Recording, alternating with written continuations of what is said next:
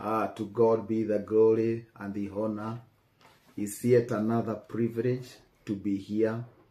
And we are back officially. Poleni sana kwa wale wote ambao wamekuwa kitufuatilia na kutuambia tumenyamaza. Sasa tumerudi katika upako wa Bwana na katika uweza wa Bwana. Hakika hatukuwa tumenyamaza, tumekuwa tukiprepare lot ili ya kwamba tukirudi tukawalishe na yale ambao Mungu ametupatia na ametuandaa. Tuko hapa na my wife. Karibuni sana, naitwa Pastor Jack. Naye my wife ako hapa, my sweet wife, karibu sana. Asante. Amina. Amen. Bwana asifiwe. Amen. Naitwa Pastor Roda. Ama Mrs. Jack. Nimeokoka, napenda Yesu. Tumeokoka, tumebarikiwa na daughter. Amen. We thank God for everything. Amen. Mungu amekuwa mwaminifu. Amen. Amen. Na tumerudi officially. Amen. Amen. Na tumekuja tukiwaambia marriage works. Yes. Hallelujah. Today our topic is prayerlessness. Hiyo hali ya kutoomba. Baba, katika jina la Yesu Kristo tunakushukuru na kukuinua. Ni asante kwa wale wote ambao wanatutazama. Tunawaombea baraka, mfalme mwema, na yote ambaye ni mgonjwa tunatangaza uponyaji. Neno lako likatutakaze, fungua mioyo yetu mfalme mwema, so that we can comprehend and understand the scriptures.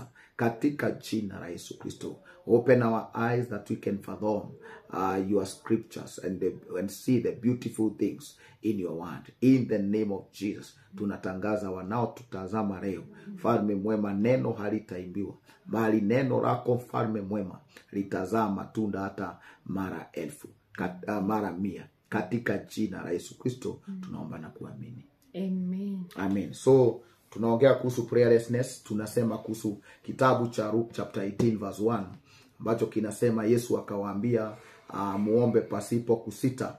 So kuna madhara ya kutoomba. Neno la Bwana linasema katika Isaia, msijipatie upumziko wala msipatie Mungu upumziko hadi atimize alichowaahidi. Hallelujah. So leo tunaangalia kuhusu prayerlessness na tuone mawazo ya Bwana katika hali hii. Tunaanza na kitabu cha Samueli wa kwanza, 1 Samuel chapter 12 verse number 26. 1 Samuel chapter 12 verse number 23. 1 Samuel chapter 12 verse number 23. Samueli wa kwanza. Samueli wa kwanza. Tusome kwa Kizungu ama kwa Kiswahili. Samueli wa kwanza 12 mstari wa 23 inasema, kwa habari yangu iwe mbali nami kutenda dhambi dhidi ya Bwana kwa kushindwa kuwaombea. Mimi nitawafundisha njia iliyo njema na ya kunyooka. Bwana Yesu asifiwe. Lile neno linatufunza mambo mawili.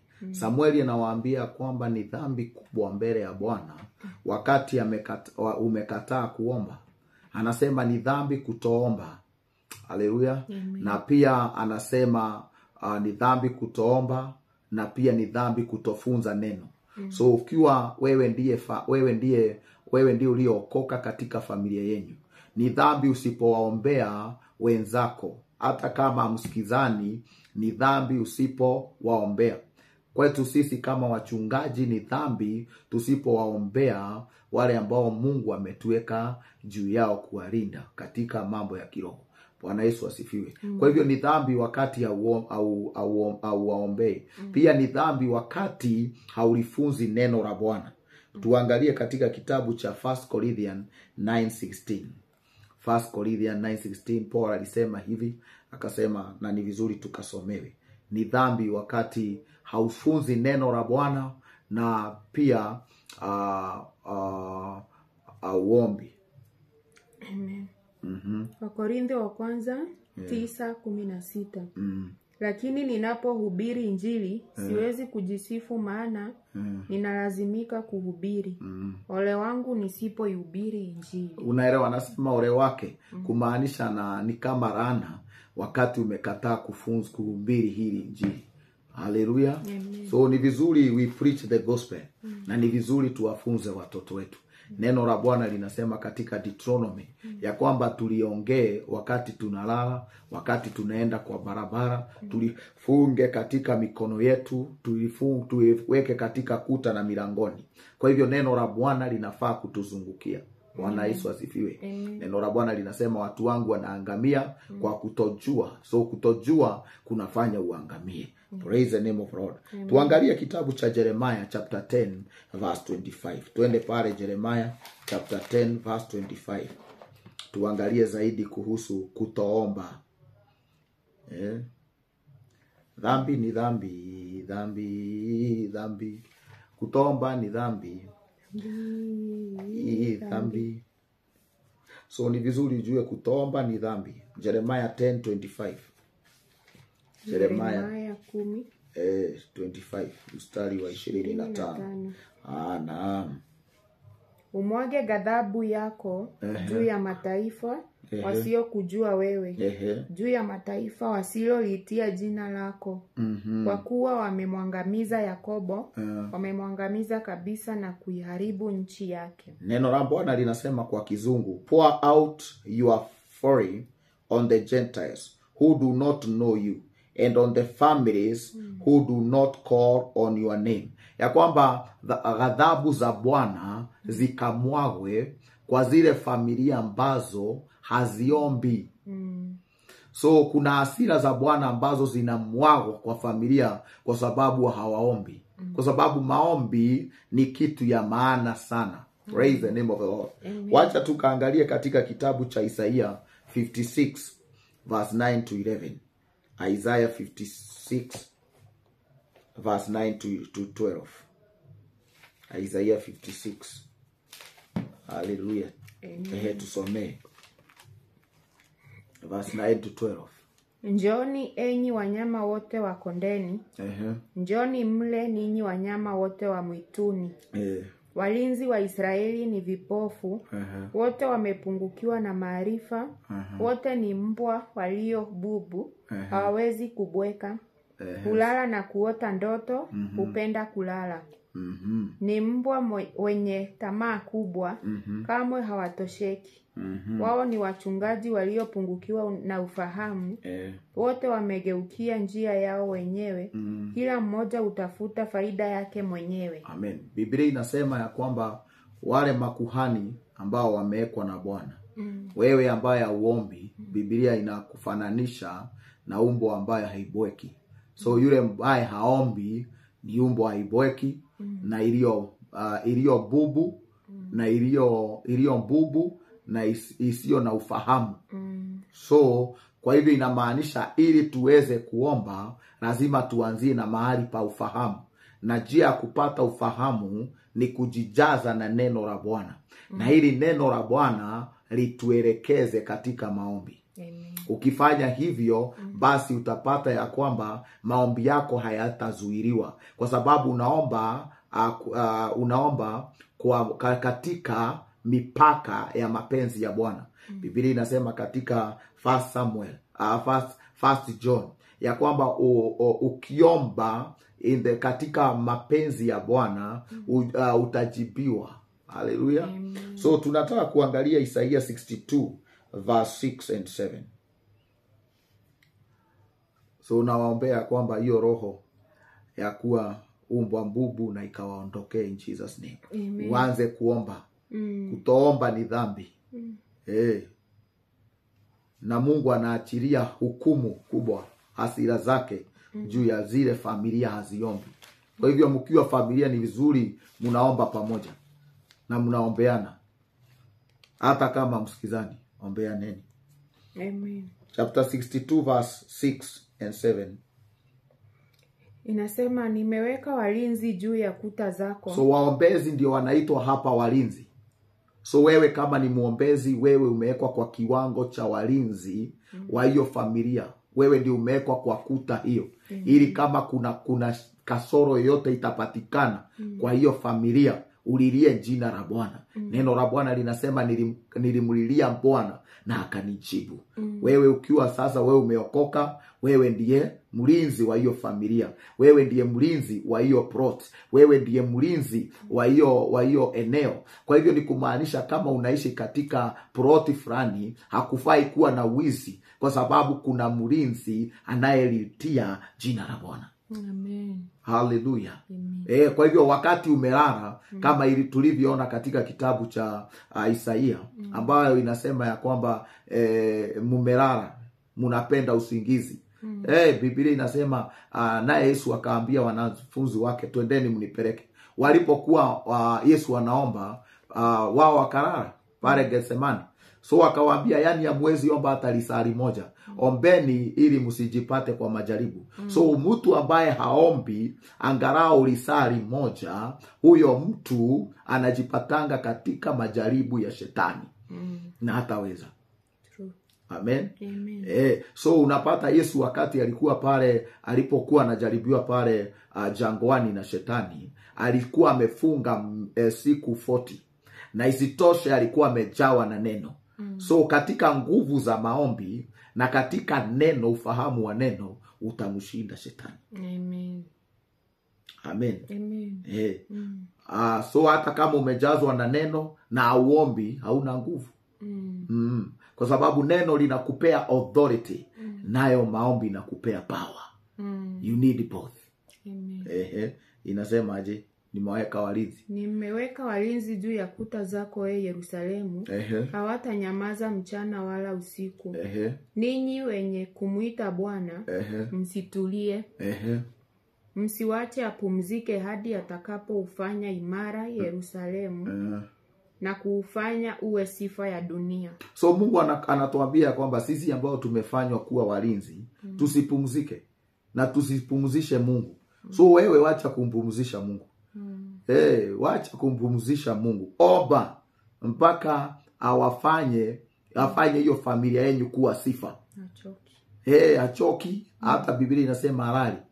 So ni vizuri ya kwamba umuite mpaka uombe mpaka kitu ifanyike.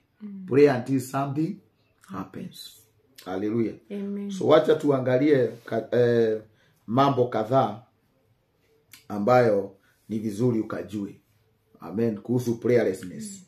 Amen. Amen. Yeah. Tunasema, so number 1 tunasema prayerlessness is the refusal to take up the mighty weapon of prayer and be involved with God in his battles. Prayerlessness is too little or lack of effective praying. Ya kwamba kutoomba ni hali ya kukataa kushikamana na Bwana aliye katika silaha ya maombi. Haleluya. Na wewe mwenyewe unaamua ya kwamba ni maombi kidogo au kutoomba kabisa. Haleluya. So tunasema prayerlessness is an absolute rebellion. Yani kutoomba ni hali ya wewe kutotii Mungu. Na Biblia inasema dhambi ya kutotii ni kama dhambi ya uchawi. So wakati wewe ni Mkristo na umekataa kuomba, wewe umeingia katika kategori au kiwango ya wachawi. Haleluya. So wewe ambaye uombi, umeamua kuroga familia yako. Bwana Yesu asifiwe. So tumesema prayerlessness is absolute rebellion. It is the deliberate refusal to obey God's command to pray, and therefore is a great sin. It is a determination to take an active side with the devil to fight against God. Ya kwamba wewe umeamua kuungamana na shetani, upigane na Mungu. So wakati hauombi, umekubali kupigana na Mungu. Bwana Yesu asifiwe. Umekubali kupigana na Mungu. Umekubali kufrustrate the work of God. Hallelujah. It is a determination to frustrate God's purpose to destroy the kingdom of God. Wakati umekataa kuomba, ni ya kwamba umeamua kutia bidii. Amen. Umeamua kutia bidii kuyaribu makusudi ya Bwana na kuchelewesha makusudi ya Bwana. Biblia inasema Hana aliomba, tunaelewana, miaka mingi ili kuzaliwa kwa Kristo. Amen. So ni vizuri uelewe hivyo. Amen. Number 2. Prayerlessness is a determined effort to ensure that sinners are lost in hell forevermore, that backsliders are not restored, and that ultimate victory should belong to the wicked one. Ni kutoomba ni kuamua ya kwamba wale ambao wajaokoka waende kuzimu. So wakati ya uombi umeamua watu wa familia yenu wote waende kuzimu. Amen. Waende to the lake of fire. Na kuamua wale ambao walianguka, wale wali backslide, wale walitoka katika neema, waendelee kukaa huko na wasiingie mbinguni. Haleluya. Kutoomba pia ni kuamua ya kwamba yule muovu apate ushindi. Biblia inasema mbinguni ni kwa Bwana, ni kikao yake, lakini dunia amepea binadamu. So afanyi lolote hapa pasipo kumuuzisha binadamu. Na yeye atafanya chochote hapa kama wewe hautamuuzisha. Bwana Yesu asifiwe. So ni sisi tunawaachilia watu waende kuzimu. Naye shetani anakaa ni kama ako na nguvu, na ana nguvu, na alishindwa msalabani. All who do not pray make themselves enemy of the praying Lord. Wale ambao hawaombi wanaamua kuwa adui ya Yesu Kristo, Mwokozi wetu ambaye ni muombezi. Hata saa hii anatuombea. The Bible says he intercedes for us. He makes intercession for us. So anakuombea na wewe uombi. Amen. Hii kusema ya kwamba prayerlessness is betraying God and the entire cause of the kingdom of God. Kutoomba ni kusaliti Mungu na kikosi yote ya ufalme wa Bwana. Prayerlessness is a false way of life. Ya kwamba kutoomba ni njia ya mjinga. Amen. The companion of the lazy and the way to a life of planned spiritual darkness and poverty. Ya kwamba kutoomba ni njia ya mjinga, maisha ya ujinga, na kukubali kuwa miongoni ya wale wazembe, kwa sababu kuomba ni kazi. Amen. Na ni njia ambayo umepanga kukaa katika giza ya kiroho na umaskini wa kiroho. Tunaendelea kusema ya kwamba praying churches are living churches and living churches are growing churches. Zile kanisa zinazoomba ni kanisa zilizo uhai, na kanisa zilizo uhai ni kanisa ambazo zinaongezeka. They are growing. Amen. Na tunamalizia kusema prayerlessness is pride. Kutoomba ni kiburi. Pia nataka nikuonyeshe wakati mtu haombi anasema nini katika Job 21. Kutoomba ni lugha. Wakati umesema siombi na umekataa kuomba ni lugha ambayo iko katika Job 21 verse 14 and 15. John 21 verse 14 and 15. Ayubu. Ayubu 21. Mstari wa 14 na 15. Nasema, lakini humwambia Mungu, tuache sisi, hatuna haja ya kufahamu njia zako. Mwenyezi ni nani hata tumtumikie? Tutapata faida gani kumuomba? Unaelewa? So wakati ya uombi unaambia Mungu, number 1, wewe ni depart from us. Enda huko. Tuache sisi. So wakati ya uombi unaambia Mungu, wewe niache. Wachana na mimi. Sitaki wewe, achana na mimi. Najua venye nafanya. Alafu kitu kingine unasema, mimi sitamani hiyo maarifa yako. Sitamani uniongoze, unaniongoza nini? Kutoomba ni kuongea hivyo. Na kutoomba pia ni kuuliza Mungu, nitafaidika na nini? Utanifaidi na nini wewe? So unaona ile dharau umebeba. Na wewe kiburi yenye uko nayo. Anza kuomba, mpendwa.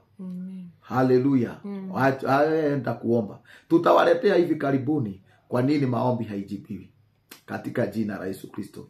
Mungu awabariki sana na watendee mema. Wacha mchungaji atuombee ili tufunge runinga. Amen. Tuombe. Baba, katika jina la Yesu Kristo tunakuinua, tunasifu jina lako. Ni asante kwa muda huu. Ni asante kwa neno uliotupea, ni asante kwa wasikilizaji, mfalme mwema. Tunaombea baraka wanaposikiza neno lako Bwana. Tunaomba mfalme ukawajaze na roho wa maombi katika jina la Yesu Kristo. Ukawabariki pamoja na familia zao Bwana. Tunaomba mfalme mwema wakatoke na baraka zako kwa utukufu wa jina lako. Tunaomba na kuamini. Amen. Amen. Shalom, shalom, shalom. Shalom. Umebarikiwa sana. Amen. Amen. Amen. Amen.